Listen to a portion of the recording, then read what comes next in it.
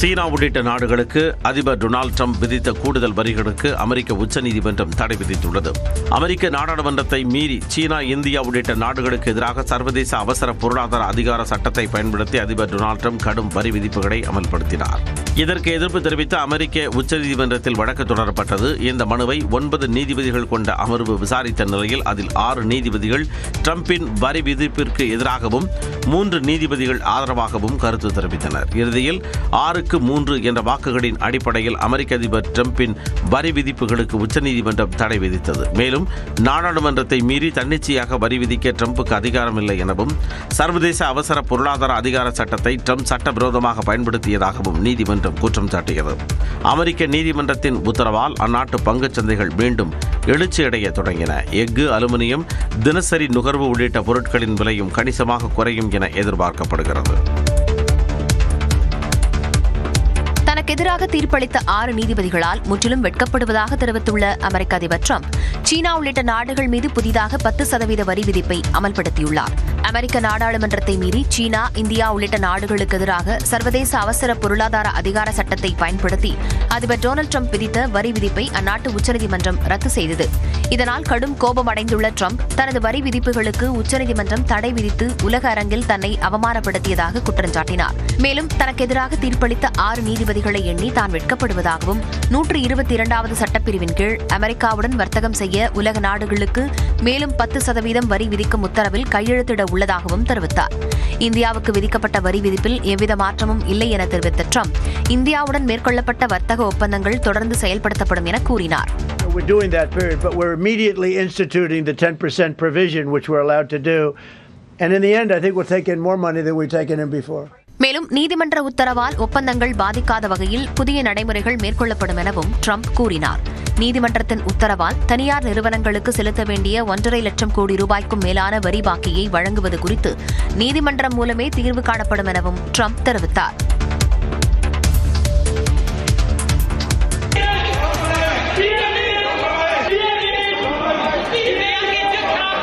AI மாநாட்டு அரங்கில் இளைஞர் காங்கிரசார் மேலாடையின்றி திடீரென போராட்டத்தில் ஈடுபட்ட காட்சிகள் தான் இவை. டெல்லி பாரத் மண்டபத்தில் கடந்த 16ஆம் தேதி முதல் ஏஐ உச்சி மாநாடு நடைபெற்று வருகிறது. உலகளவில் கவனம் பெற்றுள்ள இந்த ஏஐ மாநாட்டில் இளைஞர் காங்கிரசார் மேலாடையின்றி திடீரென நுழைந்ததால் பதற்றமான சூழல் உருவானது. அமெரிக்காவுடனான வர்த்தக ஒப்பந்தத்திற்கு எதிராக ஆர்ப்பாட்டத்தில் ஈடுபட்ட அவர்கள் பிரதமர் மோடிக்கு எதிராக முழக்கங்களை எழுப்பினர். இதனைத் தொடர்ந்து பாதுகாப்பு பணியில் ஈடுபட்டிருந்த காவல்துறையினர் அவர்களை கைது செய்தனர்.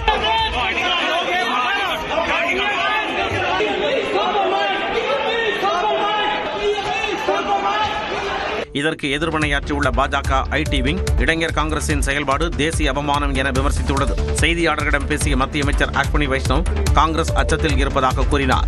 उनको कोई नहीं समझा सकता, उनका तो काम ही यही है. जरूर वो काफी डर गए होंगे कि इतना अच्छा, इतना शानदार एआई समिट कैसे हुआ. இளைஞர் காங்கிரஸை கண்டித்து பாஜகவினர் போராட்டத்தில் ஈடுபட்டனர்.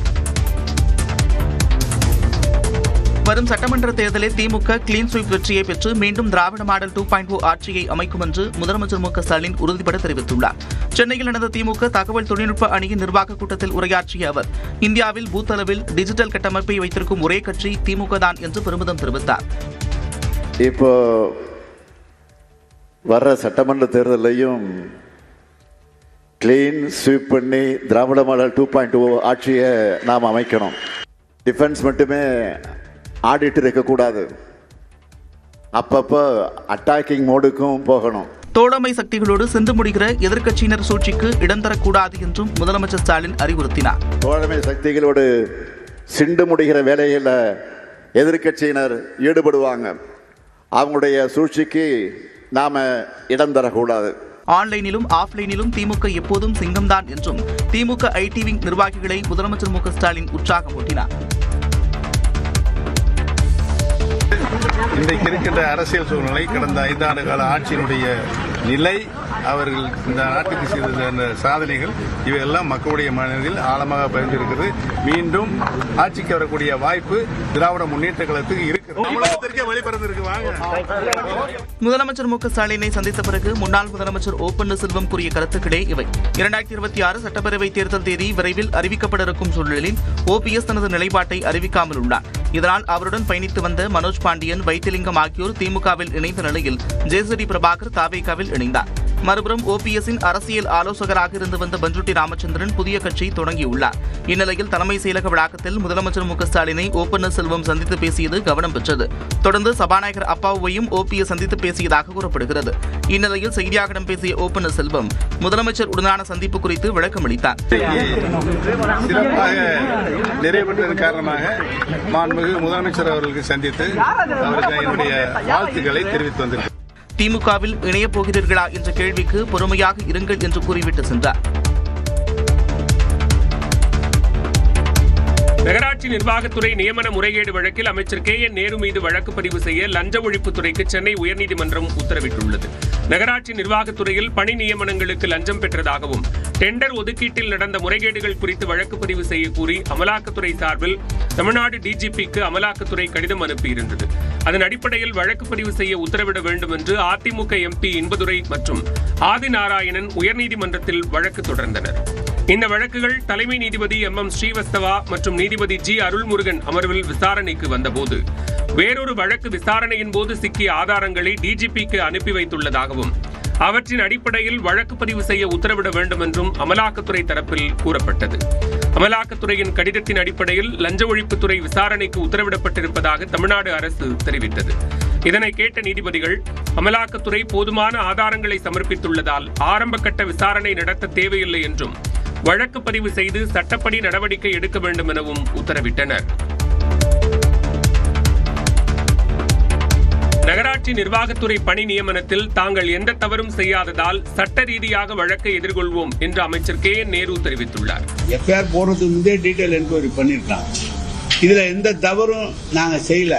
அதனால உரிய நீதிமன்றத்தில் அணுகி இதிலும் நாங்கள் எந்த குற்றமும் இல்லை என்று நிரூபித்து வெளியே வருவோம். தேர்தல் நெருங்குவதால் உள்நோக்கத்துடன் அமைச்சர் கே என் நேரு மீது பொய் புகார் தொடுக்கப்பட்டிருப்பதாக திமுக அமைப்பு செயலாளர் RS பாரதி குற்றம் சாட்டியுள்ளார். 41 தொகுதியிலும் மிகப்பெரிய வெற்றி பெறக்கூடிய அளவுக்கு ஒரு களத்தை சரிப்படுத்தி வச்சிருக்கிறார் என்ற பொறாமையில் வயிற்றெரிச்சலில் பாஜக அரசு டெல்லியில உட்கார்ந்து கொண்டிருப்பவர்கள் இங்கே இருக்கிற எடப்பாடியுடைய பேச்சு கேட்டுக்கொண்டு செயல்படுகிறார்கள். அதே சமயம் ஆதாரங்கள் அழிக்கப்படக்கூடிய வாய்ப்பு இருப்பதால் முதற்கட்ட விசாரணை இன்றி வழக்கு பதிவு செய்யலாம் என்று நீதிபதிகள் கூறியதாக அதிமுக எம்பி இன்பதுரை தெரிவித்துள்ளார். கோர்ட் வீட்டுன்னு ஒரு வார்த்தையை பயன்படுத்த, அதாவது உடனடியாக எஃப்ஐஆர் ஃபைல் பண்ணுங்க அப்படின்னு லஞ்ச ஒழிப்புத்துறைக்கு இதுல உத்தரவிட்டிருக்காங்க. அபராதம் விதிக்க நேரிடும் என ராமதாஸ் தரப்பை நீதிமன்றம் எச்சரித்திருக்கிறது.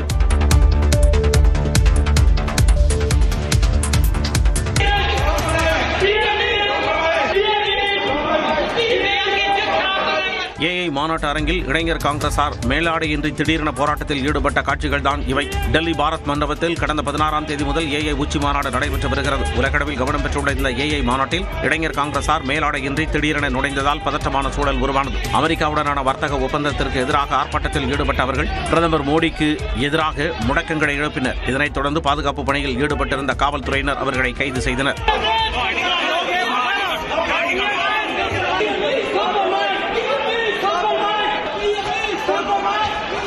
இதற்கு எதிர்வினையாற்றியுள்ள பாஜக ஐடி விங் இளைஞர் காங்கிரசின் செயல்பாடு தேசிய அவமானம் என விமர்சித்துள்ளது. செய்தியாளர்களிடம் பேசிய மத்திய அமைச்சர் அஸ்வினி வைஷ்ணவ் காங்கிரஸ் அச்சத்தில் இருப்பதாக கூறினார். उनको कोई नहीं समझा सकता, उनका तो काम ही यही है. जरूर वो काफी डर गए होंगे कि इतना अच्छा इतना शानदार एआई समिट कैसे हुआ. இளைஞர் காங்கிரஸை கண்டித்து பாஜகவினர் போராட்டத்தில் ஈடுபட்டனர். வரும் சட்டமன்ற தேர்தலில் திமுக கிளீன் ஸ்வீப் வெற்றியை பெற்று மீண்டும் திராவிட மாடல் 2.0 ஆட்சியை அமைக்கும் என்று முதலமைச்சர் மு க ஸ்டாலின் உறுதிபட தெரிவித்துள்ளார். சென்னையில் நடந்த திமுக தகவல் தொழில்நுட்ப அணியின் நிர்வாக கூட்டத்தில் உரையாற்றிய அவர் இந்தியாவில் பூத் அளவில் டிஜிட்டல் கட்டமைப்பை வைத்திருக்கும் ஒரே கட்சி திமுக தான் என்று பெருமிதம் தெரிவித்தார். இப்போ வர்ற சட்டமன்ற தேர்தலையும் கிளீன் ஸ்வீப் பண்ணி திராவிட மாடல் 2.0 ஆட்சியை நாம் அமைக்கணும். டிஃபென்ஸ் மட்டுமே ஆடிட்டு இருக்கக்கூடாது, அப்பப்போ அட்டாக்கிங் மோடுக்கும் போகணும். தோழமை சக்திகளோடு சென்று முடிகிற எதிர்க்கட்சியினர் சூழ்ச்சிக்கு இடம் தரக்கூடாது என்றும் முதலமைச்சர் ஸ்டாலின் அறிவுறுத்தினார். தோழமை சக்திகளோடு சிண்டு முடிகிற வேலையில் எதிர்க்கட்சியினர் ஈடுபடுவாங்க. அவங்களுடைய சூழ்ச்சிக்கு நாம இடம் தரக்கூடாது. ஆன்லைனிலும் ஆஃப்லைனிலும் திமுக எப்போதும் சிங்கம்தான் என்றும் திமுக ஐடி விங் நிர்வாகிகளை முதலமைச்சர் மு க ஸ்டாலின் உற்சாகமூட்டினார். இன்றைக்கு இருக்கின்ற அரசியல் சூழ்நிலை, கடந்த 5 ஆண்டு கால ஆட்சியினுடைய நிலை, அவர்கள் இந்த நாட்டுக்கு செய்த சாதனைகள் இவையெல்லாம் மக்களுடைய மனதில் ஆழமாக பதிந்திருக்கிறது. மீண்டும் ஆட்சிக்கு வரக்கூடிய வாய்ப்பு திராவிட முன்னேற்ற கழகத்துக்கு இருக்கிறது. முதலமைச்சர் மு க ஸ்டாலினை சந்தித்த பிறகு முன்னாள் முதலமைச்சர் ஓ பன்னீர்செல்வம் கூறிய கருத்துக்களே இவை. 2026 சட்டப்பேரவை தேர்தல் தேதி விரைவில் அறிவிக்கப்பட இருக்கும் சூழலில் ஓபிஎஸ் தனது நிலைப்பாட்டை அறிவிக்காமல் உள்ளார். இதனால் அவருடன் பயணித்து வந்த மனோஜ் பாண்டியன், வைத்திலிங்கம் ஆகியோர் திமுகவில் இணைந்த நிலையில் ஜேசிடி பிரபாகர் தாவேகாவில் இணைந்தார். மறுபுறம் ஓபிஎஸ்ஸின் அரசியல் ஆலோசகராக இருந்து வந்த பஞ்சுட்டி ராமச்சந்திரன் புதிய கட்சி தொடங்கியுள்ளார். இந்நிலையில் தலைமை செயலக வளாகத்தில் முதலமைச்சர் மு க ஸ்டாலினை ஓ பன்னீர்செல்வம் சந்தித்து பேசியது கவனம் பெற்றது. தொடர்ந்து சபாநாயகர் அப்பாவுவையும் ஓபிஎஸ் சந்தித்து பேசியதாக கூறப்படுகிறது. இந்நிலையில் செய்தியாளர்களிடம் பேசிய ஓ பன்னீர்செல்வம் முதலமைச்சர் உடனான சந்திப்பு குறித்து விளக்கம் அளித்தார். சிறப்பாக நிறைவேற்றதன் காரணமாக மாண்புமிகு முதலமைச்சர் அவர்களுக்கு சந்தித்து அவருக்கு என்னுடைய வாழ்த்துக்களை தெரிவித்து வந்திருக்கிறார். திமுகவில் இணையப் போகிறீர்களா என்ற கேள்விக்கு பொறுமையாக இருங்கள் என்று கூறிவிட்டு சென்றார். நகராட்சி நிர்வாகத்துறை நியமன முறைகேடு வழக்கில் அமைச்சர் KN நேரு மீது வழக்கு பதிவு செய்ய லஞ்ச ஒழிப்புத்துறைக்கு சென்னை உயர்நீதிமன்றம் உத்தரவிட்டுள்ளது. நகராட்சி நிர்வாகத்துறையில் பணி நியமனங்களுக்கு லஞ்சம் பெற்றதாகவும் டெண்டர் ஒதுக்கீட்டில் நடந்த முறைகேடுகள் குறித்து வழக்கு பதிவு செய்ய கூறி அமலாக்கத்துறை சார்பில் தமிழ்நாடு DGPக்கு அமலாக்கத்துறை கடிதம் அனுப்பியிருந்தது. அதன் அடிப்படையில் வழக்கு பதிவு செய்ய உத்தரவிட வேண்டும் என்று அதிமுக MP இன்பதுரை மற்றும் ஆதிநாராயணன் உயர்நீதிமன்றத்தில் வழக்கு தொடர்ந்தனர். இந்த வழக்குகள் தலைமை நீதிபதி MM ஸ்ரீவஸ்தவா மற்றும் நீதிபதி G அருள்முருகன் அமர்வில் விசாரணைக்கு வந்தபோது வேறொரு வழக்கு விசாரணையின் போது சிக்கிய ஆதாரங்களை DGPக்கு அனுப்பி வைத்துள்ளதாகவும் அவற்றின் அடிப்படையில் வழக்கு பதிவு செய்ய உத்தரவிட வேண்டும் என்றும் அமலாக்கத்துறை தரப்பில் கூறப்பட்டது. அமலாக்கத்துறையின் கடிதத்தின் அடிப்படையில் லஞ்ச ஒழிப்புத்துறை விசாரணைக்கு உத்தரவிடப்பட்டிருப்பதாக தமிழ்நாடு அரசு தெரிவித்தது. இதனை கேட்ட நீதிபதிகள் அமலாக்கத்துறை போதுமான ஆதாரங்களை சமர்ப்பித்துள்ளதால் ஆரம்ப கட்ட விசாரணை நடத்த தேவையில்லை என்றும் வழக்கு பதிவு செய்து சட்டப்படி நடவடிக்கை எடுக்க வேண்டும் எனவும் உத்தரவிட்டனர். நகராட்சி நிர்வாகத்துறை பணி நியமனத்தில் தாங்கள் எந்த தவறும் செய்யாததால் சட்ட ரீதியாக வழக்கை எதிர்கொள்வோம் என்று அமைச்சர் KN நேரு தெரிவித்துள்ளார். எஃப்ஐஆர் போடுறதுக்கு முந்தைய டீட்டெயில் என்கொயரி பண்ணிருக்கான். இதுல எந்த தவறும் நாங்க செய்யல.